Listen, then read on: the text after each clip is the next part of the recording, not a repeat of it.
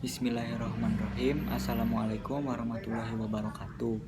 Para panggejar sareng para pamilon anu kusim kuring dipika hormat.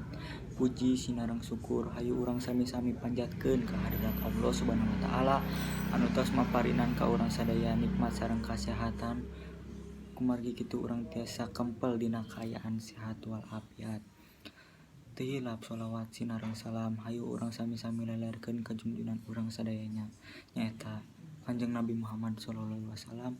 Teu hilap ka kulawargina, ka para sahabatna, sareng mudah-mudahan ka urang sadaya salaku umatna dugi ka akhir zaman. Amin ya robbal alamin.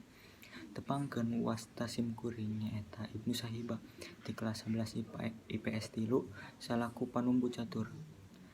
Teu hilap ngahatur nuhun ka para pangjejer sareng para pamilon anu parantos kersa hadir dina ieu kumpulan kanggo mendarkeun sareng ngadiskusikeun ngeunaan DPD.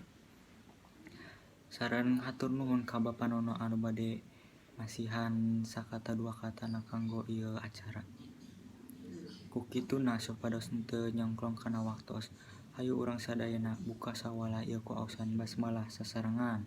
Bismillahirrahmanirrahim. Mangga ka Bapak Nono kanggo masihan pendapatna disumanggakeun. Hatur nuhun ka Bapak Nono anu tos ngadugikeun ieu materi. Materi tos didugikeun mangga ka kulawargi sadayana bili aya patarosan ngeunaan anu tos diparantos ku Panono disampikeun. Teu karasa acara teh tos parantos rengse. Alhamdulillah ieu acara teh kalaksana kalayan lancar. Hayu urang sadaya nutupi acara ku aosan hamdalah sasarengan. Alhamdulillahirabbil alamin. Simkuring salaku panumbu catur nyuhunkeun hapunten ku asuhun bili aya cayosan anu teu ngeunah marenah pikeun kulawargi sadaya. Mung sakitu kapihatur hatur nuhun kana perhatosan sadayana. Assalamualaikum warahmatullahi wabarakatuh.